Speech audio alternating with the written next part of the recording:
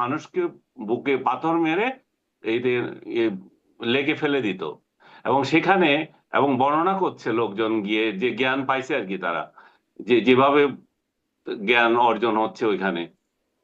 শেখ হাসিনা ওই লোকগুলো যখন মরে পচে যেত, তখন ওই ওদের পচা মাংস খাইতো মাছেরা, ওই মাছ শেখ হাসিনা খাইতো। তা আপনি দেখেন যে ইতিহাস শেখানো হচ্ছে সেখানে কত নির্মম, মানে কত ফাজিলামি করতেছে। তো জুলাই জাদুঘর প্রথমত হচ্ছে, আমি যেটা আগে বলছি, এখানে এটা দরকার নাই। আরেকটা হচ্ছে সিকিউরিটি। আপনি দেখেন বলতেছে কোনো সিকিউরিটি লোক নাই, হেন নাই, এটা কদিন থাকবে কে জানে, কি যেভাবে হইতেছে। এবং কেউ কেউ এটাও মন্তব্য করেছেন, যদি আজকে 2000 লোক টিকিট কেটে ভিতরে যায়, আওয়ামী লোক, তারা জুলাই ধ্বংস করার যে চক্রান্তে আছে তারা মনে করে ওইরকম লোকগুলো গেল, তখন এটা সিকিউরিটি কি হবে? তো একটা জাদুঘর বানিয়েছেন, 3 দিনও হয় নাই, তার সিকিউরিটি নিয়ে এত চিন্তা, তার মানে এটা সার্বজনীন কিছু হয়নি। আপনি কিছু রাজনৈতিক বিষোদ্গার করার জন্য এমন একটা জিনিস বানিয়েছেন, যেটা নিয়ে, যেটা কয়দিন চলবে সেটা নিয়ে প্রশ্ন দেখা দিয়েছে। কয়দিন মানুষের মধ্যে এটা আবেগ জাগাতে পারবে? আপনি যদি এই জিনিস, আপনি আমাদের যে জাতীয় জাদুঘর আছে কত সুন্দর মনে করেন, সেখানকে কোনো জিনিস নিয়ে কি কারো মাথা ব্যথা আছে? কেউ কি আপত্তি করছে? বা কেউ ওইখানে প্রশ্ন তুলছে এই জিনিস এখানে আসলো কেন, ওই জিনিস ওখানে আসলো কেন? সেখানে তো আমাদের জাতির ইতিহাস সবই উল্লেখ আছে, সব তৈরি করা আছে, তো কারো তো মাথা ব্যথা নাই। এখানে কেন অমুকের দেখালো তমুকের দেখাই নাই, এতগুলো কথা উঠতেছে। এখানে বঙ্গবন্ধুর ছবিও আছে, কিন্তু বঙ্গবন্ধুর ছবি এমন ভাবে দিছে যে ছিল আর কি, মানে বঙ্গবন্ধুকে ইরেজ করতে পারতেছিল না দৃশ্য থেকে।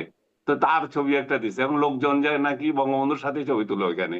আমি জানি না এটা কয়দিন রাখবে, যে বঙ্গবন্ধুর সাথে ছবি তোলার জন্য বানাইছি আমরা। একজন আমার ডায়লগে দিছে, এটা আমি সোশ্যাল মিডিয়ায় দেখলাম, এই যে শেখ হাসিনার বাবাকে দেখতে আমরা এখানে এসেছি, আমরা এই জুলাই জাদুঘরে। তো মোট কথা হচ্ছে টোটাল একটা খিচুড়ি। এবং এই জুলাই জাদুঘর কদিন চলবে সত্যি সন্ধিয়ান আমি। এবং আমি মনে হয় প্রথম ব্যক্তি এই মুস্তাফিরুজের সঙ্গে বলেছিলাম যে দেখেন একদিন আওয়ামী লীগ যখন আসবে এই জুলাই জাদুঘর ভাঙবে। এবং এই সেই ভাঙার ভয় এখনো রয়ে গেছে। তার মানে এটাকে আপনি এখন সার্বজনীন করতে পারেন নাই বলে আপনার ভয় আছে ওইটা। কিন্তু যে যখন মানুষের, সব মানুষের পছন্দের একটা জায়গা হয়, যখন মানুষ এটা দেখে যে আপনি রাজনৈতিক প্রতিহিংসা দিয়ে একটা কিছু করেন না, ইতিহাসকে রক্ষা করার জন্য করেছেন। এবং জুলাইতে যে সমস্ত ইয়েরা তরুণরা শহীদ হয়েছে, তাদের স্মৃতির উদ্দেশ্যে আপনি জেনুইনলি করেছেন, তখন কিন্তু মানুষ এটাকে সহজভাবে নিত, এবং অনেক অনেক তথ্য সেখান থেকে নেওয়ার জন্য উৎসাহী হতো। আর আপনি যে জি। তথ্যচিত্রের কথা বলছেন রাষ্ট্রপতির সামনে, এটা তো খুবই বাংলাদেশের জন্য সত্যিকার অর্থে লজ্জাজনক ব্যাপার। বিদেশিদের উপস্থিতিতে এমন কিছু ঘটলো এবং বিদেশিরা সেখান থেকে চলে গেল। তারা এই ইমপ্রেশন নিল যে আসলে বাংলাদেশ কিভাবে চলতেছে, বাংলাদেশের আইন শৃঙ্খলা পরিস্থিতি, কালচার, এবং এই যে এই অনুষ্ঠানে যে মব কালচার ঢুকে গেছে, যে কেউ যেখানে যা ইচ্ছা করতে পারে, সেগুলো তো বিদেশিদের কাছে মানে আমরা নিজেরাই তুলে দিচ্ছি ইয়ে করার জন্য, মানে নিন্দা এখানে করার জন্য। এখানে ধরেন আমাদের এমনি এখন ব্যবসা বাণিজ্যতে নানান রকম সংকট চলছে, বিভিন্ন ব্যবসায়িক প্রতিষ্ঠান, বিভিন্ন গার্মেন্টস কারখানা সহ বিভিন্ন বন্ধ হয়ে যাচ্ছে, কিছু বেশ কিছু বন্ধ হয়ে গেছে এরকম খবর আসছে। হুম। গ্যাস সংকট, বিদ্যুৎ সংকট, বিভিন্ন কিছু এখন মানে এই যে একটা ক্যাওটিক সিচুয়েশন দেখলাম আমরা, বা হইচই তাণ্ডব, বিদেশিরা ভয়ে সেখান থেকে বেরিয়ে গেল বা নিরাপত্তার স্বার্থে, মানে তাদের মাধ্যমে কি মেসেজটা আসলে যাবে? আমাদের কি যথাযথ বিনিয়োগ বা এই বা বিদেশিদের যে অর্থায়ন থাকে আমাদের দেশে, যেটি আমাদের উন্নয়নে একটা বড় একটা ভূমিকা রাখে, সেখানে কোনো বাধাগ্রস্ত হতে পারে এরকম একটা বিষয়ের কারণে, নাকি আসলে এটা না, অত ওই বেশি? দিনের, এটা ওই দিনের ঘটনার জন্য যে হয়ে যাবে তা না। এমনিতে যারা যে সমস্ত রাষ্ট্রদূতরা এখানে আছেন, তো তারা তো জানেন বাংলাদেশে কি হচ্ছে। কিন্তু এটা মেসেজ দিল যে কোনো পরিবর্তন হয়নি। ইউনূসের আমলে যে মব সংস্কৃতি ছিল, সেটা একটা নির্বাচিত সরকার আমলেও সেটা এখনো বহমান, চলমান আছে। তো একটা নির্বাচিত সরকারের আমলে আপনি যেটার উদাহরণ টানছেন যে বিনিয়োগ বিষয়টা, স্থিতিশীল থাকার বা উৎসাহী হওয়ার, সেই ইউনূসের বার্তা যখন এখনো এখানে যায়, তার শাসনের বার্তা যখন, আবহাওয়া যখন এখনো চলে, তখন বার্তাটা খারাপই যায়। কিন্তু আমি বলছি যে শুধু ওই দিনের ঘটনা দিয়ে যায় না, ওভারঅল তো তারা দেখতেছে বাংলাদেশকে। ধন্যবাদ। আমি মোস্তফা ফিরোজ, আপনার কাছেও একটু এটা মানে এটা জিজ্ঞাসা করবো যে আমাদের দেশের একটা বাস্তবতা তো আছেই, সেটি বিদেশিরা নিশ্চয়ই পর্যবেক্ষণ করছে, কিন্তু এরকম একটা আয়োজন থেকে যখন বিদেশিদের চলে যেতে হচ্ছে নিরাপত্তার স্বার্থে, তাদের কাছ থেকে, বিদেশি কূটনীতিকদের কাছ থেকে নানান বার্তা যায়। ফলে উম, মানে এর বাইরেও আমরা যে একটা আনুষ্ঠানিকতা দেখলাম, এর বাইরেও কোনো প্রভাব পড়ার শঙ্কা কি আমাদের করতে হচ্ছে কিনা? না, সেটা না। যারা কূটনীতিক তারা তো স্টাডি করে বাংলাদেশ সম্পর্কে, এবং একটা ট্রানজিশনাল পিরিয়ড, 5ই আগস্টের পর একটা সরকার আসলো, তারপরে আর একটা সরকার আসলো, এরকম সময়ে একটা আহ, মানে অনেক কিছু টার্ন করতে থাকে, তো ঘুরতে থাকে, ঘুরতে ঘুরতে একটা জায়গায় দিয়ে দাঁড়াবে, সেটার জন্য একটু সময় লাগবে। তো এটাকে খুব সিরিয়াসলি তারা নেবে বলে মনে হয় না। এখন কথা হলো সরকার কত দ্রুত তার পারফর্মটা করতে পারে, কত পরিস্থিতি নিয়ন্ত্রণে আনার জন্য বিভিন্ন পদক্ষেপ গুলো তারা অবজার্ভ করতেছে। তারা আরো হয়তো দেখবে 1-2 মাস 3 মাস, তারপরে হয়তো তারা বুঝবে যে মানে এখানে বিনিয়োগ বান্ধব পরিবেশ বা অর্থনৈতিক অবস্থা কি দাঁড়াবে, সেটা হয়তো পর্যবেক্ষণ করবে। এটা সরাসরি আমার মনে হয় না।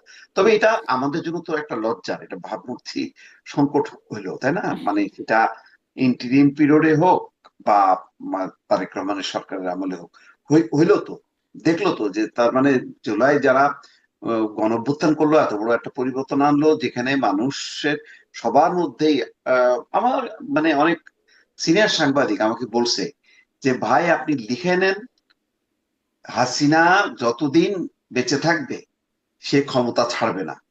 ফলে একটু বলেন বিএনপিও যাতে এই নির্বাচনে অংশ নেয়, এছাড়া উপায় নেই। তো এরকম একটা যখন কি মনস্তত্ত্ব, সেখানে তার বিপরীতে এরকম একটা ধাক্কা পরিবর্তন, তো সব এলোমেলো হয়ে গেছে না? মানে অর্থনীতি, আইন শৃঙ্খলা সবগুলো তো তছনছ হয়ে গেছে। সেটাকে রিভিল করা, সন্দেহ বিশ্বাস, প্রশাসনের মনে করেন 80%-এর উপর সরকার কোনো আস্থা নেই, বিশ্বাস নেই, তারাও আহ, সংকুচিত থাকে, পুলিশের অবস্থাও তাই। এগুলি তো পেশাদার প্রতিষ্ঠান হিসেবে দাঁড়াইছিল না। তো ঠিক আছে, সরকার আসলো, ধাক্কাধাক্কি করলো, ব্রিটেনে যেমন 1 বছর 2 বছর। এত পরিবর্তন হলো, তারপরে মানে আস্থার জায়গাটা তৈরি করা যাচ্ছে না? না না ধরেন না, সবখানেই তো হয়নি। পরিবর্তন, পুলিশে, সেনাবাহিনীর বিভিন্ন পদে, প্রশাসনে, সবখানেই তো দেখলাম, বিভিন্ন প্রতিষ্ঠান, সবখানেই তো পরিবর্তন, দলীয় লোকজনও দেয়া হলো। দলীয় লোক দিচ্ছে তো ওই কারণে, কারণ মানে যাকেই দিবে বলবে যে এর তো এই জয়েন্ট সেক্রেটারি তো যখন নাকি উপসচিব ছিল, শেখ হাসিনার অমুক জায়গায় নিযুক্ত ছিল, অমুক জায়গায় নিযুক্ত ছিল, সবাই এখন তো দল। তো সুতরাং এই কারণে বিতর্ক। সুতরাং ঠিক আছে, এত বিতর্ক বাদ দিয়ে আমি আহ, বিভিন্ন সংস্থার প্রধান হিসেবে দলের লোকদেরকে দিই। এটা খুব একটা ইয়ে না, এটা ব্রিটেন আমেরিকাতে এগুলি হয়। কারণ কিন্তু এর তো একটা প্রবল সমালোচনা বিএনপি করতো, তাই না? মানে আপনাদের সাথে তখনও কথা হতো, তখন বিএনপি তো হ্যাঁ একটা হ্যাঁ, প্রবল সমালোচনা করতো যে সব প্রতিষ্ঠান দলীয়করণ করে ফেলেছে। একই দাগ কি তাদের উপরও লাগছে না? হ্যাঁ, সেটাই তো ওই ঐতিহাসিক ভাবে তাদের উপর পড়তেছে। এটা তো এই আজকে প্রশাসনের এই অবস্থার জন্য তো সবগুলো রাজনৈতিক দল, বিএনপি আওয়ামী লীগ সবাই দায়ী। কারণ সবাই যার যার মতন করে দল করতে করতে যখনই নাকি একজন এসপি ডিসি হয়, তখন বলা হয় এ কি বিএনপির, এ কি জামাতের, এ কি আওয়ামী লীগের। এই এই যে একটা দলীয় ভাবে খোঁজা হয়, এইটা হলো সবচেয়ে বিপজ্জনক। এই কারণে আমাদের প্রতিষ্ঠানগুলো দাঁড়াচ্ছে না। এবং এই প্রতিষ্ঠানগুলোর উপরে যদি ভরসা থাকতো, তাহলে এত চুক্তিভিত্তিক নিয়োগের দরকার ছিল না, এত ওই দলের লোকদেরকে বিভিন্ন সংস্থার প্রদান করার প্রয়োজন পড়তো না। আমাদের এখানে সংকটটা, এখানে এই সংকটটা দূর করতে বিচার বিভাগ, আইন শৃঙ্খলা, প্রশাসন লম্বা সময় যাবে। এটা 5 বছরের তারেক রহমানের আমল দিয়ে পারবে না। ফলে তারেক রহমানের সরকারের এই আমলটা সংকটের মধ্য দিয়ে কিন্তু আসলে অতিবাহিত হবে, আমরা যতই মানে মনে করি না দলীয়করণের কেন। মধ্য দিয়ে অতিবাহিত হবে, জি জি, যেহেতু, জি, দলীয়করণ আপনি তাই মনে করছেন। আর একটা কথা বলছিলেন যে আহ, মানে শেখ হাসিনাকে সরিয়ে আপনারা বালুরটা কি সরাতে পারেন না? শেখ হাসিনাকে সরিয়ে মানে শেখ হাসিনাকে সরানোর পেছনে ভূমিকার কথা বা ক্রেডিট টাকা, সেটা নিয়ে কথা বলছিলেন।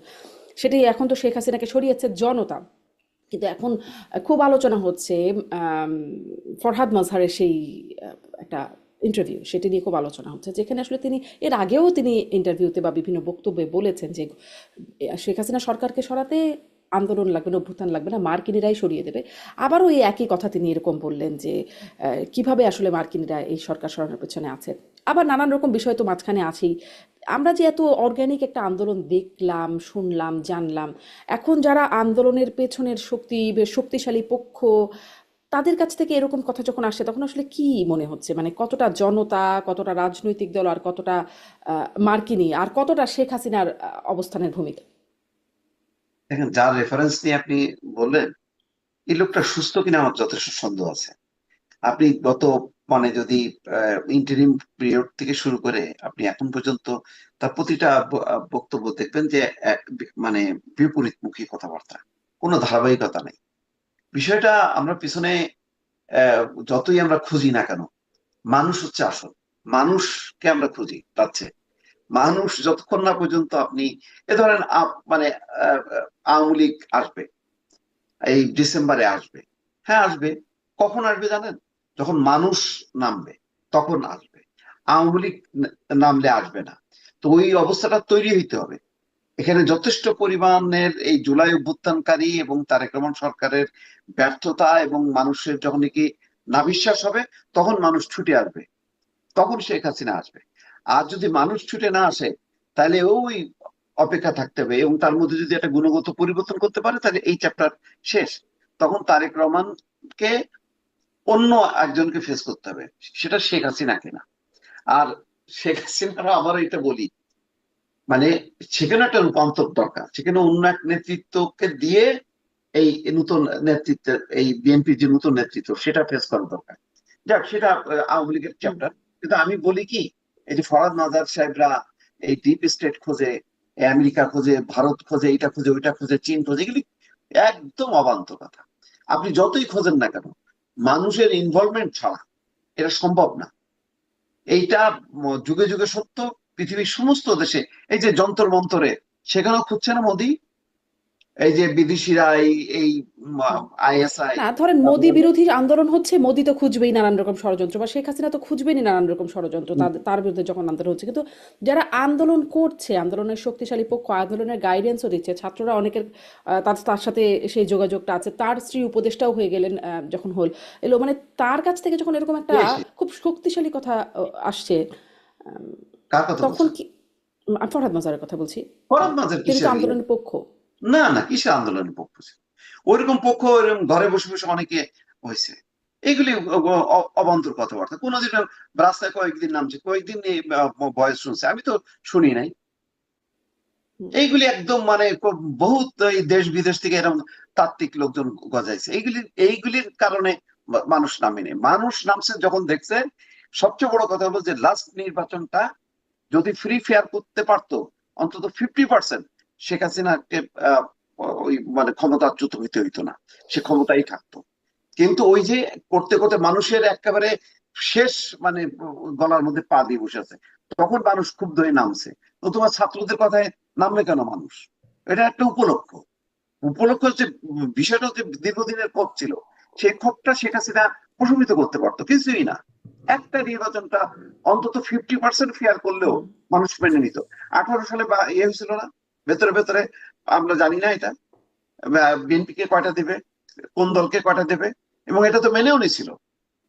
কিন্তু পরে ওই যে লোভ, আওয়ামী লীগের লোভের কারণে এই জিনিসটা নস্যাৎ হয়ে গেল। তা আপনি তখন একবার স্বপ্ন ভঙ্গ করলেন, তারপরে 24-এ এসে আপনি স্বপ্নভঙ্গ করবেন। এতটা মানুষকে নিয়ে খেলাধুলা করা ঠিক হয়নি।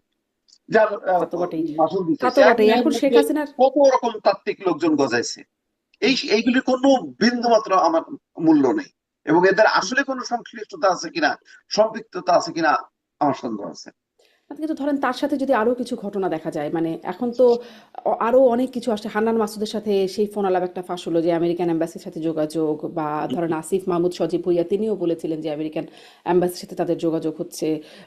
খুব আমেরিকান এম্বাসি তাদের সাথে যোগাযোগের ব্যাপারটাকে আবার, মানে ফরহাদ মজারকে তো আপনি গজিয়ে ওঠা বলছেন, কিন্তু তিনিও বলছেন সেফ হাউসে আসলে ছাত্ররা থাকতো, সেখানে তাদেরকে কি তাদের মাথায় কি ঢোকানো হতো, এগুলো বিষয়ে তিনি বলছেন।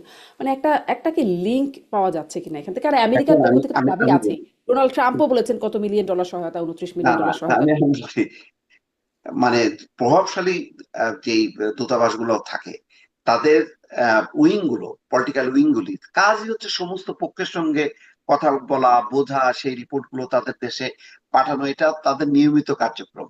এইগুলিকে এখন লিঙ্ক করে যদি ধরা হয়, এত খেয়ে কাজ নেই। বাংলাদেশ এত গুরুত্বপূর্ণ কোনো রাষ্ট্র না যে বাংলাদেশের পট পরিবর্তনের জন্য একেবারে আমেরিকা মানে কি বলে মুখায় থাকবে। কোনো গুরুত্ব নেই, আন্তর্জাতিক অঙ্গনে বাংলাদেশের কোনো গুরুত্ব নেই। ফলে বাংলাদেশের এই রাজনৈতিক পট পরিবর্তনের জন্য তারা তো মরিয়া না। ইরানের শাসন ক্ষমতা তাহলে পরিবর্তনের কি জন্য ধরেন শেখ হাসিনা বড় যেই বিলিয়ন বিলিয়ন বয়ানটা ডলার ব্যয় করবে, শেখ কিন্তু এখানে হাসিনা যে $1 বয়ানটা বিলিয়ন ব্যয় করবে না ডোনাল্ড ট্রাম্প শেখ হাসিনা বাংলাদেশের যে জন্য। বয়ানটা দিতেন যে যুক্তরাষ্ট্র চায়নি বলে তাকে ক্ষমতাচ্যুত হতে হয়েছে বা ক্ষমতা ছাড়তে হয়েছে, মানে এই ধরনের কথাবার্তা কি, বা এইটাও আমার কাছে আন্দোলনের পক্ষে যারা কথা বলছেন, ধরেন এই হান্নান মাসুদ, আসিফ মাহমুদ সজীব ভুঁইয়া, ফরহাদ মজহার বা আরো যারা আমেরিকার, তারা কি আসলে সেই বয়ানকে প্রতিষ্ঠিত করার জন্য মানে কথা বলছে কি? আমি আসলে এটাও আমার মানে আমার কাছে বিশ্বাস মনে হয় না। এই যে শেখ হাসিনাও যেটা বলে আমেরিকার উপর দিয়ে চালায় দিয়ে একটা নিজের এটাকে বৈধতা মানে অর্জনের চেষ্টা করে যে সে খুব জনপ্রিয়, হুম। কিন্তু আমেরিকা ষড়যন্ত্রের কারণে পারছে না। এটা একটা অবাস্তব। এই আন্তর্জাতিক এই বিষয়টা আমার ধারণা আমার চেয়ে আনিস আলমগীর ভালো বলতে পারবে। আমি একটু এটা আনিস আমার আলমগীর কাছে কাছেই যাই। খুবই পক্ষ মানে বিপক্ষ সবাই এই একই জায়গায় ষড়যন্ত্র দেখে কেন? মানে আন্দোলনের পক্ষের শক্তিও দেখছে, বিপক্ষের শক্তিও এটা দেখছে, এবং যার যার একই জায়গা সুবিধা থেকে অনুযায়ী দেখছে। ষড়যন্ত্র দেখে। সবাই আসলে মার্কিন ষড়যন্ত্রই দেখতে পাচ্ছে এখানে, বা মার্কিন তৎপরতাই দেখতে পাচ্ছে। কেউ বলছে ষড়যন্ত্র, কেউ বলছেন তৎপরতা বা রিয়েল হিরো, স্ট্রংগেস্ট হিরো। আমি আনিস আলমগীর আপনার কাছ থেকে শুনতে চাই, আসলে আপনি কিভাবে দেখলেন? আমি দেখছি যে কিছু লোক সত্যবাদী হয়ে গেছে। যে শেখ হাসিনা যখন বলছে এটা আমেরিকান ষড়যন্ত্র, তাকে আমেরিকা এইভাবে চেয়েছিল, ওইভাবে করতে বলেছিল, সে তখন বলে নাই, তখন তার সরকারকে হটিয়ে দেবে, এই যে হুমকি, এগুলা শেখ হাসিনা দীর্ঘদিন থেকে বলছে এবং সেগুলাকে হাস্যরস করা হয়েছে, তাই না? আমরাও সেটাকে সিরিয়াসলি নিয়ে নেই। এখন দেখেন এই ফরহাদ মজার, যিনি শেখ হাসিনার বিরুদ্ধে ছিলেন, তিনি এই এই বয়ান দিচ্ছেন যে আমেরিকা এখানে জড়িত ছিল, আমেরিকা পদত্যাগ করানোর বিষয়েও তারা একমত করাইছে ছেলেদেরকে, মানে স্টুডেন্টদেরকে, তাদেরকে সেফ হাউসে রেখেছে, সব পরিকল্পনার কথা এখন একে অকপটে বলতেছে। তারপরে ধরেন ডক্টর ইউনূস, এই মহান দেবতা যে বাংলাদেশের জন্য কত বড় মহান নেতা ছিলেন, এটা আমরা কেউ ওইভাবে বুঝি নাই। শেখ হাসিনা বুঝেছিলেন, এবং শেখ হাসিনা তার সম্পর্কে এই যে বর্ণনাগুলো দিয়েছিলেন, সেগুলোকে তখন তার 14 গোষ্ঠী উদ্ধার করা হয়েছিল। যারা উদ্ধার করেছে তারা এখন বলতেছে যে ইউনূস যে দুর্নীতি করেছে, গ্রামীণ ফোন, গ্রামীণ ব্যাংক এবং গ্রামীণ কি কি জানি আরো যতগুলো ওর সংগঠন করেছে চুরিদারির জন্য, এগুলা সব সত্য। হ্যাঁ, এবং ইউনূস শখানেক মামলা থেকে রক্ষা পেয়েছে, নিজেকে ইয়ে করেছে, নিজের বিরুদ্ধে যে আহ, আপনার মামলা ইয়ে রায় হয়েছিল সেগুলোকে বাতিল করেছে। তারপরে টাকা পয়সা যেগুলো দেওয়ার কথা ছিল 666 কোটি, সেটা মাফ করেছে। মোট কথা শেখ হাসিনা যাহা বলেছিল অক্ষরে অক্ষরে এখন এই লোকগুলো বলতেছে, যারা শেখ হাসিনার বিরোধিতা করেছিল, তারা এখন ভিডিও বানিয়ে বলছিল, আমি নিজেও কিছু বলেছিলাম বলে আমার জেলে যেতে হয়েছিল, তখন আমাকে বলেছিল যে শেখ হাসিনার দালালি করছে। এখন এই দেশে সত্য কথা বললে সেটা যার পক্ষে চলে যাবে, আপনি তার দালাল হয়ে যাবেন। শেখ হাসিনা যদি এই কথাগুলো বলে থাকে এবং সেগুলো যদি এভিডেন্স সহ ছিল, আদালতে বিচারাধীন ছিল, সেগুলো তো গায়েব করে দিয়েছে ইউনূস, এবং গায়েব করে দিয়ে সে এখন সহি সহি বান্দা হয়ে গেছে। তারপরে এই শেখ হাসিনা যে আমেরিকার বিরুদ্ধে যে অভিযোগগুলো তুলেছিল, ইউনূস কিভাবে এখানে ইনভলভ হয়েছিল, সব অতীতে যেগুলো বলছিল, এখন ফরহাদ মাজারা সেটাই বলতেছেন। এখন ফরহাদ মাজারের কথা কেউ বিশ্বাস করে, কেউ বিশ্বাস করে না। এই জন্যই যে সে ফরহাদ মাজার একদিন এক কথা বলে, ফরহাদ মাজারের কথার বিশ্বাসযোগ্যতা কমে গেছে তার নিজের জন্যই। এই লোক হেফাজতের লোকজনকে নামিয়েছিল রাস্তায় সহিংসতা ঘটানোর জন্য, এবং সহিংসতাকে ওয়েলকাম করেছিল, সহিংসতাকে জায়েজ মনে করেছিল। তো সেই লোক আবার উল্টা হেফাজত যখন শেখ হাসিনার সাথে ইয়ে করলো, মিলে গেল, কওমি জননী খেতাব দিল, তখন আবার এদেরকে গালাগালি করছে। এবং আমি নিজে জানি নয়া দিগন্তে সে কলাম লিখেছিল, তার বিপরীতে আমি তার কলাম লিখতে হয়েছিল। তো এখন এই লোকটা আবার যে পাল্টাচ্ছে, হয়তো তার কথা সত্য, হয়তো না, তার কথায় অনেকগুলো সত্যতা আছে এখানে। অনেকগুলো সত্যতা আছে যেগুলো এভিডেন্স দেখা যাচ্ছে বিগত দিনে যেগুলো ঘটেছে, কারণ যারা তার সাথে জড়িত ছিল তাদের ইন্টারভিউ গুলো তো এগুলো আসতেছে। প্রথম আলো কতগুলো সিরিজ ইন্টারভিউ করছিল, সেগুলো তো এই যে ঘটনাগুলো, এই যে ষড়যন্ত্রগুলো, এই যে বিদেশি সাহায্য, এগুলো সবগুলো এখন উন্মোচিত হচ্ছে। তো এখানে আমার বাড়তি কিছু যোগ নাই। আমি মনে করি যে এরা নিজেরা আবার রিভিল করবে, আরো তথ্য আনবে, এবং এরাই আবার শেখ হাসিনাকে গ্রহণযোগ্য করার জন্য সমাজে মত তৈরি করবে। কেন এটা কেন করবে? করছে তো তারা। কারণ তাহলে মানুষ কি বুঝবে? যে তাহলে মানুষ তো বুঝবে যে শেখ হাসিনা সত্য ছিল। শেখ হাসিনা যেগুলো ইউনূসের বিরুদ্ধে যে অভিযোগ করেছিল, হুম। শেখ হাসিনা যেই ওই কোটা আন্দোলনের বিরুদ্ধে অ্যাকশন নিয়েছিল, এটা আসলে কোটা আন্দোলন ছিল না। এটা আসলে শেখ হাসিনাকে পতনের আন্দোলন ছিল, এবং বহির্বিশ্ব পরিচালিত আন্দোলন ছিল, যেখানে ইউনূস যে ক্ষমতায় আসবে সে পরিকল্পনা তৈরি হয়েছিল সবকিছু। এবং আপনি নিজে দেখেন না, শেখ হাসিনা একটা ব্যক্তির উপর কেন বারবার আক্রোশ ঝাড়তেন? তখন কারণ উনি জানতেন এটার পেছনে কে। আমার সরকারকে অস্থিতিশীল করার জন্য বিএনপি এবং জামাত যে কেউ হোক সে পারতেছে না, এবং এটা বহিঃশক্তি করতেছে, এবং বহিঃশক্তির এই ক্রীড়ানক হচ্ছে ইউনূস। জি, আপনি তিনি দেখেন যদি শেখ নিশ্চয়ই হাসিনা। যদি শুধুমাত্র ইউনূসকে না চিনে আসলে জনগণের দাবিগুলোকে একটু চিনতেন বুঝতেন তাহলে হয়তো এই অবস্থা তৈরি হতো না। আমি একটু এখান থেকে মানে শেখ হাসিনার প্রসঙ্গটা যখন বারবার আসছে আমি এটা নিয়ে আপনি আপনাদের কাছে আপনি একটু যাই। যেটা বললেন সেটা শেখ হাসিনা হলে ভালো জবাব দিতে পারতেন আর কি। নিশ্চয়ই তাকে তো আর পাওয়ার সুযোগ নাই, মানে শুধুমাত্র ইউনূসকেই চিনলেন, জনগণের দাবি দাওয়াগুলোকে যদি চিনতেন তবে হয়তো পরিস্থিতি ডিফারেন্ট হতো। আমি মোস্তাফিজ আপনার কাছে এই যে শেখ হাসিনার প্রসঙ্গ, যখন দেশে আসলে এই আয়োজনগুলো চলছে, সেখানে 5ই আগস্ট সেখানেও একটা দিল্লিতেও আয়োজন চলছে, যে তার যে প্রেস কনফারেন্স হলো, যেটি বাংলাদেশের গণমাধ্যমে তো পুরোপুরি বন্ধ ছিল, কিন্তু সব ইন্টারন্যাশনাল গণমাধ্যমগুলোতে দেখালো, রয়টার্স লাইভ করলো। এই করার মধ্য দিয়ে কি বার্তা হলো, এবং এই যে সরকার বারবার তৎপরতা চালালো যেন এটা বন্ধ, মানে এটা বন্ধ করা যায়, বা এখনো বলছে যে ভারতের সাথে কূটনৈতিক সম্পর্ক বন্ধুত্বপূর্ণ থাকবে না শেখ হাসিনা কার্ড খেললে, এবং শেখ হাসিনা কার্ড ভারত খেলছে বলে বলছেন, স্বরাষ্ট্রমন্ত্রীও বলছেন, আজকেই বলেছেন। মানে আমি কয়েকটা প্রশ্ন এখানে, প্রথমে যে এই প্রেস কনফারেন্স থেকে কি বার্তা গেল, এক, এই প্রেস কনফারেন্স করাতে মানে সরকার যতটা তৎপর বা আপত্তি জানাচ্ছে, কি এমন ক্ষতি হয়ে গেল সরকারের, বা মানে জনগণের, বিরোধী দলগুলোর কি এমন ক্ষতি হয়ে গেল, এত আপত্তির জায়গা কেন?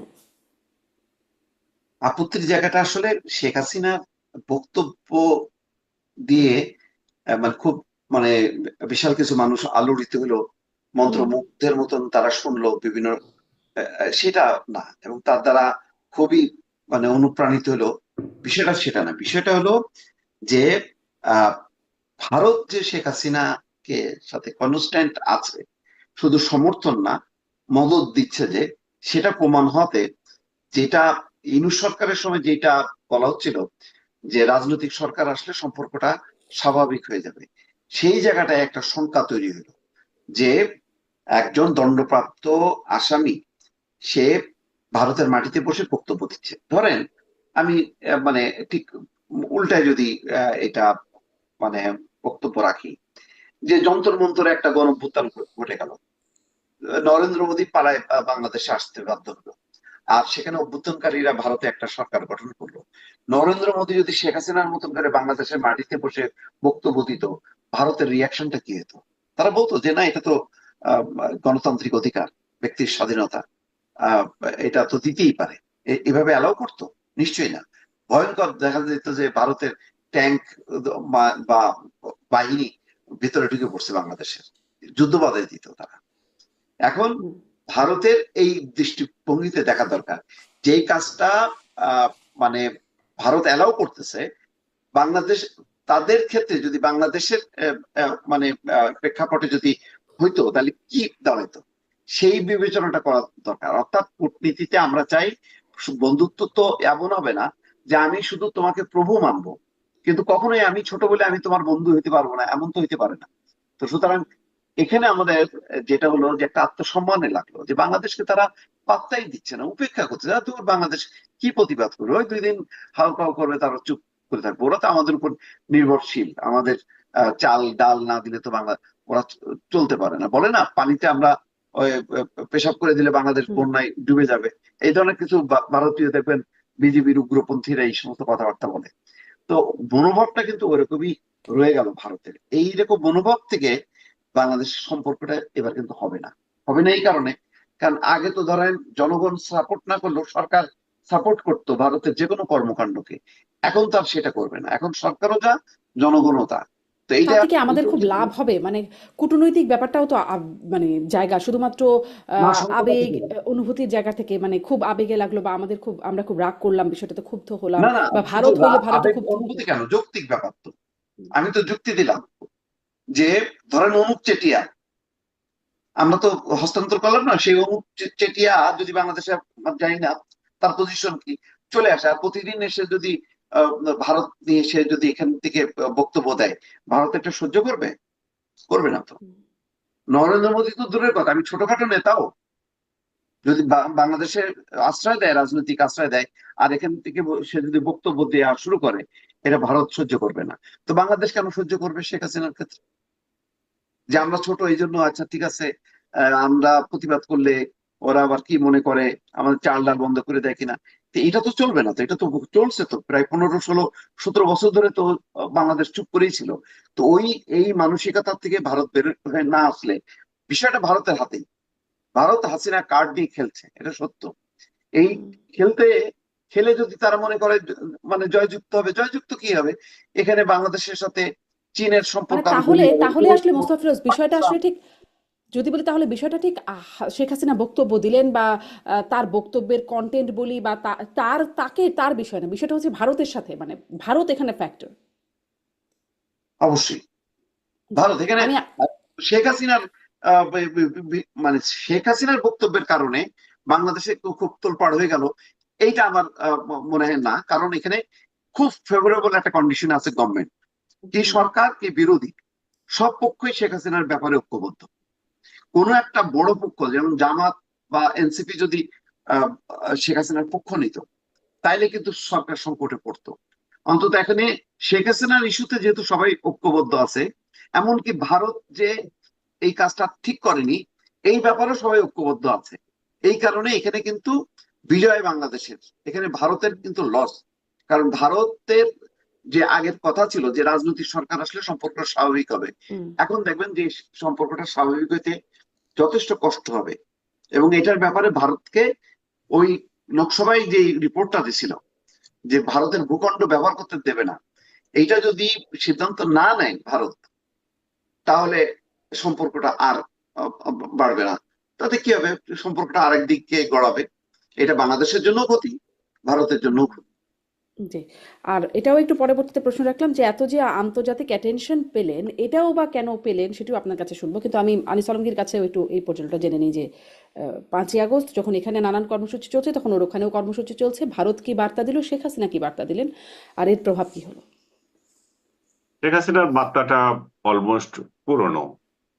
উনি তার নিজের দল সম্পর্কে যে দৃষ্টিভঙ্গি রাখেন, দলীয় নেতা কর্মীদের সম্পর্কে যে দৃষ্টিভঙ্গি রাখেন, এবং 24-এর গণ অভ্যুত্থান নিয়ে উনাদের যে মূল্যায়ন, যেভাবে ওনারা এটা প্রতিরোধ করতে চেয়েছেন এবং সেটাকে ভুল হয়েছে না শুদ্ধ হয়েছে, সেই জায়গায় ওনারা ওনাদের মতো করেই ছিলেন। কোনো রিগ্রেট নাই এখানে।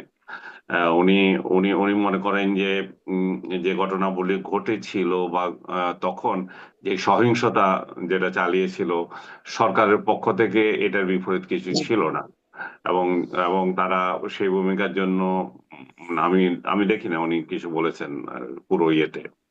কিন্তু একটা জিনিস এখানে দেখতে হবে যে ভারত তো বলেছে যে এটা আমাদের, এটার সাথে আমরা কোনো সম্পৃক্ত না। এটা শেখ হাসিনার বক্তব্য বা শেখ হাসিনা দিচ্ছে বাংলাদেশের অভ্যন্তরীণ ইস্যু না। আপনি যদি এটাকে সূক্ষ্মভাবে দেখেন, আসলে সে জায়গায় ভারত কে আপনি খুব যে দায়ী করতে পারবেন তা না। সেটা হচ্ছে যে বাংলাদেশের ব্যাপারে তো ভারত কোনো মন্তব্য করে না। ভারত বাংলাদেশের অভ্যন্তরীণ রাজনীতি নিয়ে কোনো মন্তব্য করেনি এ পর্যন্ত। তার মানে কি, শেখ হাসিনা কি বলছে না বলছে সেগুলো শেখ হাসিনার ব্যাপার। এখন বলেন যে শেখ হাসিনাকে বলতে দেওয়াটাই হচ্ছে লঙ্ঘন, শেখ হাসিনাকে বলতে দেওয়াটা হচ্ছে দ্বিপাক্ষিক সম্পর্কের ক্ষেত্রে বাধা সৃষ্টি করা।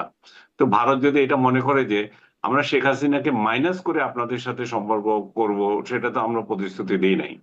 শেখ হাসিনা আমাদের প্রতিষ্ঠিত বন্ধু। এবং মুস্তাফিরও যেটা বলছিলেন অনুপ চেটিয়ার কথা, অনুপ চেটিয়া মেটিয়ার সঙ্গে তো শেখ হাসিনা তুলনা আপনি করতে পারেন না। কেন পারেন না? কারণ অনুপ চেটিয়ারা বাংলাদেশে এসে সশস্ত্র কর্মকাণ্ড করছিল, ধরা পড়েছে, এখানে পালিয়ে এসেছে। আর শেখ হাসিনা তো পালিয়ে যান নাই। শেখ হাসিনাকে আমাদের আমাদের রাষ্ট্র, আমাদের একটা বাহিনী সসম্মানে গিয়ে ওইখানে তুলে দিয়ে এসছেন, সেফটি দিয়ে। না, পালিয়ে হ্যাঁ, যাওয়া আমার আমি একমত। মানে এটা যদি নরেন্দ্র মোদীর ক্ষেত্রে ঘটতো, ওইভাবে ঠিক পালায় যদি আসতো, তাহলে হয়তো তুলনা করা যেত, এটা সত্যি। একটা রাইট, ওটা তুলনা করতে পারতেন। কিন্তু এইটার ক্ষেত্রে আমরা পারছি না, কারণ আমাদের রাষ্ট্র নিজেই তুলে দিয়ে এসছে। শেখ হাসিনা তো নিজে যান নাই। এমন না, এমন নিজে যান না মানে এমন এমন না যে যে পালিয়ে গিয়েছেন। পালিয়ে যাওয়া আমরা রাজনৈতিক রেটরিক হিসাবে বলতেই পারি, যে যেহেতু শেখ হাসিনা বলছেন শেখ হাসিনা পালান না। কিন্তু আক্ষরিক অর্থে যদি আপনি বিচার করতে যান, তাহলে তো এটা পালানো না। এটা তো তাকে একটা সেফ কাস্টডিতে রেখে এসছে, এবং ভারত সেই সেফ কাস্টডিটাই মেনটেন করতেছে। এখনো পর্যন্ত ওনাকে অতিথির মর্যাদা দিয়ে ওনার সেফটি সবকিছু রক্ষা করতেছে। এখন উনি কি করবেন না করবেন সেটা ওনার ব্যাপার। ভারত যে এই ব্যাপারে নাক গলায় না পেছনের পেছনের পর্দার আড়ালে, সেটা আমরা বলতে পারি না। কিন্তু উপরে তো নাই, উপরে তো তারা কিন্তু আমাদের কাছে ধরেন এসছে। বাংলাদেশ সরকারের পক্ষ থেকে বারবার দফায় দফায় এই আবেদনটা করা হলো, সেটি ইউনূস সরকারের আবেদন না হয় নাই দেখলো, নাই গুনলো ভারত, কিন্তু এই নির্বাচিত সরকার তো বারবার সেই আবেদনটা আহ্বানটা করেছে। মানে সেটিকে কেন একদমই অগ্রাহ্য করলো ভারত? এটার পিছনে কি ব্যাখ্যা মনে হয়? সেটা তারা ব্যাখ্যা দিতে পারবে, কিন্তু ওই ওই ওই আইনেও রয়েছে, আপনার যদি প্রাণনাশের এখানে আশঙ্কা থাকে তাহলে সেখানে ব্যবস্থা নেওয়ার। ওইখানে অনেক মারপ্যাচ আছে। আপনি এটা যদি এটাকে প্রত্যর্পণের কথা বলছি। ভারতের পক্ষে নিতে যান বা শেখ হাসিনার পক্ষে নিতে যান, সেটাও পারেন। আর বিপক্ষে নিলে সেটাও পারেন, যে আমরা আমাদের কনভিক্টেড আসামি তাকে তুমি পাঠিয়ে দাও। সেটা ভারত সেটা যদি ইচ্ছা করে দিতে পারে। আসলে এখানে হুম। সদিচ্ছা হচ্ছে বিষয়। কিন্তু আইনটা তো এমন ভাবে তৈরি করা আছে যে ইচ্ছা করলে নাও দিতে পারে, কারণ তার যেহেতু এখানে প্রাণনাশের আশঙ্কা আছে। সো পুরো ব্যাপারটা যেটা দাঁড়াইছে, আপনি যেটা না, বললেন আমি আসলে পাঠিয়ে বাংলাদেশে। দেওয়ার বিষয়টা নিয়ে, আইনি জায়গাটা নিয়ে কথা বলছিলাম না, এই যে বক্তব্য দেওয়ার প্ল্যাটফর্মটা দেওয়ার বিষয় নিয়ে কথা বলছিলাম, যে বাংলাদেশ সরকার তো এটার জন্যই কয়েক দফা বলল, বিভিন্ন লেভেল থেকে বলা হলো, বার্তা দেওয়া হলো, বৈঠকের বলা হলো, বিষয়টা উত্থাপন করা হলো, কিন্তু ভারত বিষয়টা একদমই অগ্রাহ্য করলো। যেটা ভারত এর আগে একবার নরেন্দ্র মোদীও আমাদের সম্ভবত ইউনূসের সঙ্গে যে একবার বৈঠক ছিল, সেখানেও ইস্যুস এসেছিল। তো সেখানে বলছে আমরা সোশ্যাল মিডিয়া নিয়ন্ত্রণ করি না, সোশ্যাল মিডিয়ায় কে কি বললো কিভাবে বলছে সেটা আমরা জানি না। এটাও তো অনেকটা সোশ্যাল মিডিয়া গ্যাদারিং এর মতো। আপনি অনলাইনে অংশ নিয়েছেন, বলেছেন, শেখ হাসিনা তো সশরীরে এখানে আসেন নাই। শেখ হাসিনা হয়তো ওনার ফেস দেখাচ্ছেন না, হয়তো উনি উনি উনি এই ফেজ, উনি যেটা বলতেছেন আমি ডিসেম্বরে আসবো, সে ডিসেম্বর পর্যন্ত আকর্ষণ রাখছেন, যে ডিসেম্বরে যখন উনি নামবেন এখানে, যেটা বলা হলো আর কি, উনি যেভাবে আসবেন। সো আগ্রহী হয়ে মানুষ যাবে, তখন দেখবে শেখ হাসিনাকে দেখার জন্য যাবে। শেখ হাসিনাকে তো 2 বছর দেখেন নাই, না দেখা থাকেন। হুম। আচ্ছা, মানে না দেখানোটাই একটা কৌশল, আর মানে হইতে পারে। আমি দেখাবো না, আমার আমার চেহারা দেখাবো না, আমি যখন আসবো তখন দেখবে, আমার দেশে এসে আমি দেখাবো। জি, এখন একটু সেটা নিয়েও একটু কথা বলি, যে দেশে ফেরার বাস্তবতা, এটাও একটা আলোচনা হচ্ছে মোস্তফা ফিরোজ। আহ, মানে বাস্তবতা এটা নিয়ে কদিন ধরেই তো কথা হচ্ছে, কোনো পরিবর্তন কি হচ্ছে? দেশে ফেরার মতো পরিস্থিতি কি আসলে আছে ডিসেম্বরে বা তার আগে? না, আর তার আগেও ফিরবেন এমনটাও বলা হচ্ছে। না, পরিবর্তন নেই। প্রথম দিকে মনে হচ্ছিল যে ভোটের রাজনীতিতে আহ, মানে বিএনপি আওয়ামী লীগের সমর্থকদের ভোট পেয়েছে, কিন্তু ওই পর্যন্তই। কারণ আহ, আওয়ামী লীগের উপর, বিশেষ করে শেখ হাসিনার নেতৃত্বাধীন আওয়ামী লীগের উপর এখন বাংলাদেশে অবস্থিত কোনো রাজনৈতিক পক্ষেরই কোনো আহ, মানে ভরসা নেই। এবং তারা মনেও করতে পারে না যে এই শক্তিকে নিয়ে সামনে একটা রাজনীতি করা যাবে। তো সুতরাং এখানে এমন না যে শুধু বিএনপির শত্রু আওয়ামী লীগ, এটা জামাতেরও শত্রু, এনসিপিরও শত্রু, অন্যান্যদেরও শত্রু। যাই হোক, মূল তো তিনটা ফ্যাক্টরের সবাই আবার এই ব্যাপারে ঐক্যবদ্ধ। সেই কারণে এই বাস্তবতা নেই। জনগণের মধ্যে হতাশা আছে। জনগণের মধ্যে আওয়ামী লীগ তো একটা বড় রাজনৈতিক দল, তার প্রচুর কর্মী সমর্থক আছে, তাদের প্রত্যাশা আছে, আকাঙ্ক্ষা আছে। কেউ কেউ বর্তমানের এই 2 বছর 2.5 বছরের বিশৃঙ্খলা অর্থনৈতিক এবং আম, আহ, কি বলে আইন শৃঙ্খলার পরিস্থিতির কারণে তারা মনে করে যে না, আগেই তো ভালো ছিলাম, এরকম একটা মনোভাবের থেকে আছে। কিন্তু ওইটা এত তীব্র না যে আহ, জুলাই গণঅভ্যুত্থানে যেমন মানুষ রাস্তায় ঝাঁপায় পড়ছে, ওই রকম ঝাঁপায় পড়ার মতন কোনো অবস্থা নাই। কোন দল কোনো কিছু পরিবর্তন করতে পারে না। করলে তো আজকে এই জুলাই গণঅভ্যুত্থান কেন বা বিএনপি যত বড় বড় শোডাউন করছে, তাতেই তো পাল্টে যেতে পারতো, পারেনি। মানুষের সম্পৃক্ততা খুব গুরুত্বপূর্ণ। সুতরাং শেখ হাসিনার পক্ষে মানুষ যতক্ষণ না নামবে ততক্ষণ পর্যন্ত হবে না। আর এমনিতেই শক্তির এই যে ভারসাম্য, আপনি, হ্যাঁ, হুম, কোন একটা এই যে, শক্তিকে জামাত, হুম, বিএনপি এবং কি বলে জামাত, বিএনপি সন্ত্রাসীগুলোকে নিয়ে ওরা রাখতো, মগজ ধোলাই করত। তাহলে এতদিন আমরা যে বলেছিলাম যে এটা যুক্তরাষ্ট্রের তৈরি করা, পাকিস্তানের আইএসআই নিয়ন্ত্রিত, তার কি প্রমাণ কি উনি দিচ্ছেন? কারণ উনি কিন্তু বিশাল তাত্ত্বিক নেতা, উনি কিন্তু ওই সময় খুব অ্যাগ্রেসিভ ছিলেন। হঠাৎ ওনার কি হলো হ্যাঁ, যে উনি আমেরিকার বিরুদ্ধে তার বলা শুরু কথা তো করলেন? এবং তার অ্যাগ্রেসিভ ছিলেন, এবং তার কথা তো সেখানকার ছাত্ররা শুনতো, এবং তার স্ত্রী সম্ভবত ইউনুস সরকারের একজন উপদেষ্টাও হয়েছিলেন। মৎস্য ও প্রাণী সম্পদ মন্ত্রণালয় উপদেষ্টা। যিনি ভারতে মাছ পাঠাতে খুব অসুবিধা হচ্ছিল তার, ভারতে জি, ইলিশ মাছ পাঠাতে গিয়ে তাই নানা রকম প্রশ্ন তুলেছিলেন আর কি। তিনি আবার সংসদে মহিলা কোটারও বিরোধী, মহিলা হয়ে মহিলা কোটার বিরোধী। এ অদ্ভুত ধরনের আদর্শ। কিন্তু তার যে স্বামী, তিনি যার কথা বললে ফরহাদ মাজার, তিনি একজন তাত্ত্বিক নেতা। তিনি মার্ক্সবাদেও বিশ্বাস করতেন এক সময়, পরবর্তীকালে তিনি এমনই মার্ক্সবাদে বিশ্বাসী হলেন যে তিনি বঙ্গবন্ধুর যে ধর্মনিরপেক্ষতা, যে সংবিধান, তার বিরুদ্ধে তার বই বেরোলো। এবং তিনি বলছিলেন অন্য আর একটা ইন্টারভিউতে, তার বই নাকি হু হু করে কাটতি বেড়ে গিয়েছিল। ফলে তার থেকে বুঝতে পারছিলাম যে বাংলাদেশে একটা রেজিম চেঞ্জ হতে পারে। এবং তার কথা তিনি পরবর্তীকালে আমার মনে হয়েছে তিনি তো ইউনূসের অত্যন্ত ঘনিষ্ঠ।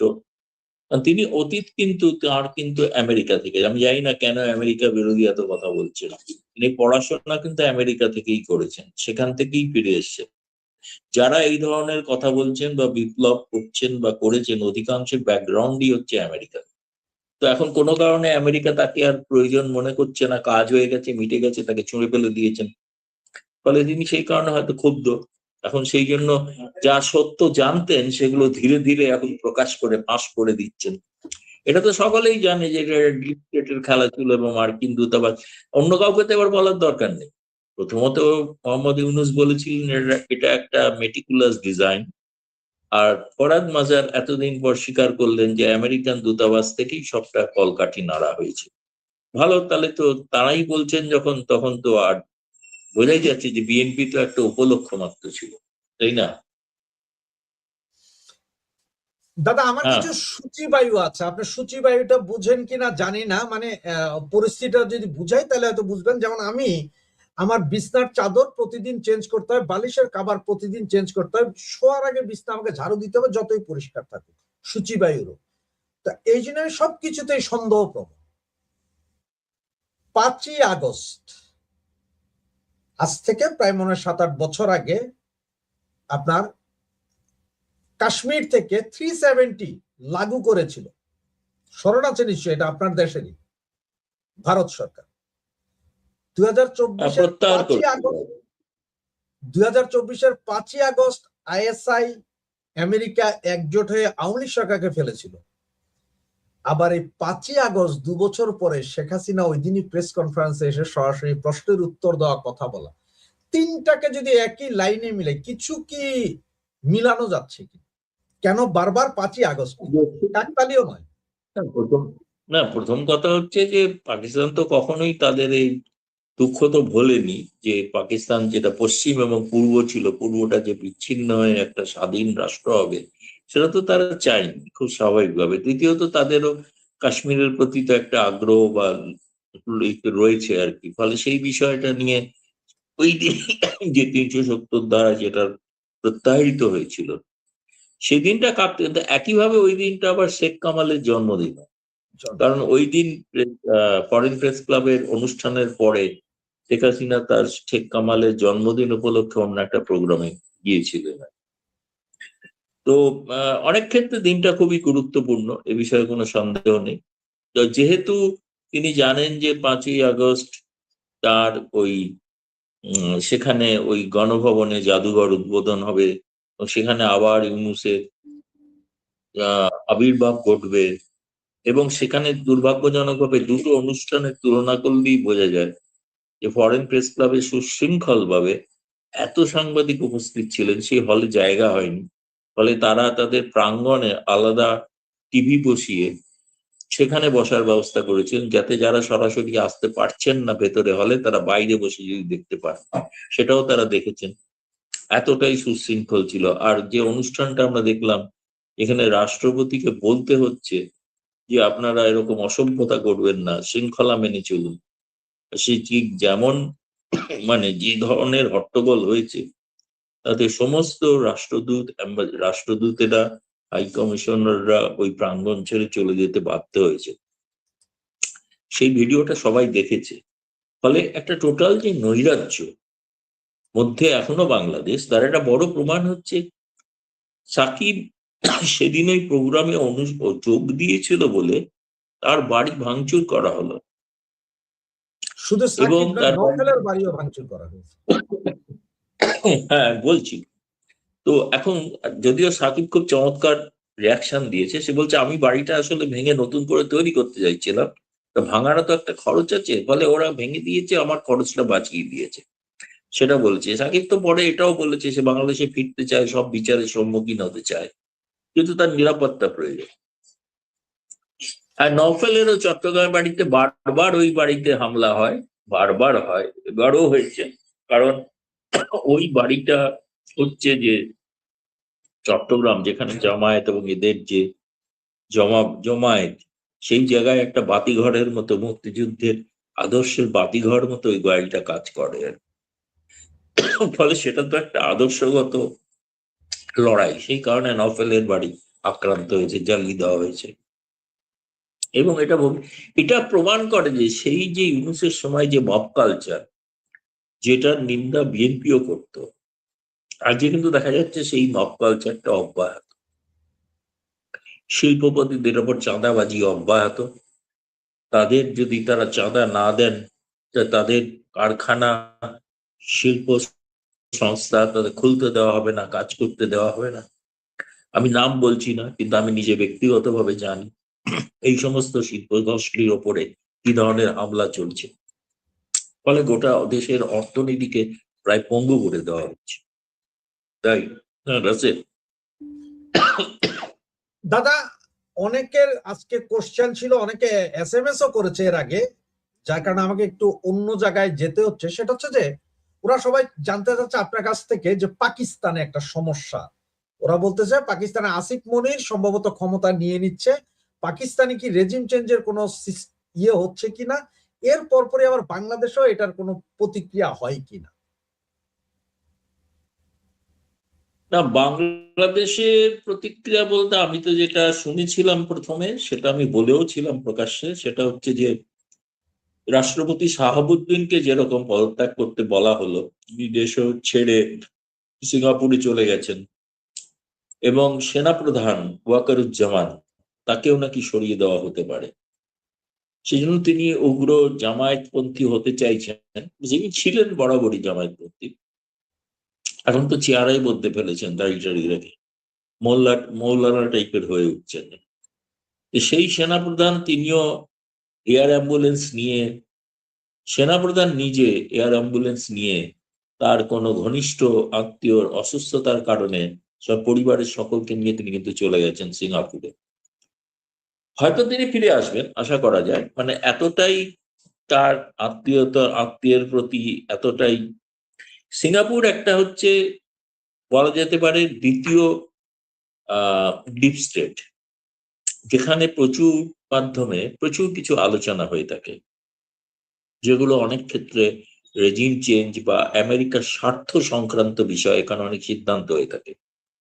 এখন সেটা এখনো আমার কাছে কোনো খবর নেই, আমি জানি না। তবে আসিফ মনির যেরকম ওয়াশিংটনের খুব ঘনিষ্ঠ ব্যক্তি, ওয়াকারুজ্জামানও ওয়াশিংটনের ঘনিষ্ঠ ছিলেন, এবং তাকে যদিও আমেরিকা কখনোই সবসময় প্রকাশ্যে কোনো সেনা শাসন পছন্দ করে না, তারা চায় কোনো না কোনো ভাবে একটা গণতান্ত্রিক ব্যবস্থা থাকুক, তার আড়ালে সেনা থাকুক। এখন ফলে সেনা অভ্যুত্থান এরকম কিছু ঘটবে কিনা, ঘটলেও সেটা আমেরিকা চাইবে কিনা, সেটা সম্পর্কে আমি নিশ্চিত নই। তবে এটা ঘটনা যে ওয়াকারুজ্জামানের ভবিষ্যৎটা কিছুদিনের মধ্যেই নির্ধারিত হতে চলেছে। হয় তিনি তো এমনি আগামী বছর তার অবসর নেওয়ার কথা, অবসর নিয়ে কি করবেন? অবসর নিয়ে কি তিনি অন্য কোনো ভূমিকায় আসতে পারেন? সেক্ষেত্রে ওয়াশিংটনের একটা সবুজ সংকেত প্রয়োজন। হয়তো সেটা সিঙ্গাপুরে আলোচনা চলছে, সেটা এখনো প্রকাশ্যে আসেনি। সেটা এলে তখন হয়তো জানা যেতে পারে। দাদা, এই যে ওই দিন 5 তারিখের প্রোগ্রাম শেষ হওয়ার পরে আমি যতটুকু জানি যে আপনারা সাংবাদিকরা এরপর প্রায় 2-3 ঘন্টা ওখানে বিভিন্ন জনের সাথে আলাপ আলোচনা করছেন, বিদেশি সাংবাদিক আপনারা সব। 5 তারিখের এই প্রেস কনফারেন্সের পরে আন্তর্জাতিক মিডিয়ার যারা উপস্থিত ছিলেন ওদের মনোভাব কি বুঝতে পারলেন আপনি? ওদের মনোভাব হচ্ছে ওরা ন্যাচারালি খুবই অভিভূত যে শেখ হাসিনা তার পক্ষে যতগুলো সম্ভব প্রশ্নের তিনি জবাব দিয়েছেন, সে পছন্দ হোক না হোক, কিন্তু সেটাকে তার গুরুত্ব দিয়ে তারা প্রকাশ করেছেন। ভারতের জাতীয় গণমাধ্যমেও প্রকাশিত হয়েছে, অন্যত্রও প্রকাশিত হয়েছে, আন্তর্জাতিক মিডিয়াতে প্রকাশিত হয়েছে, পশ্চিমা গণমাধ্যমেও প্রকাশিত হয়েছে।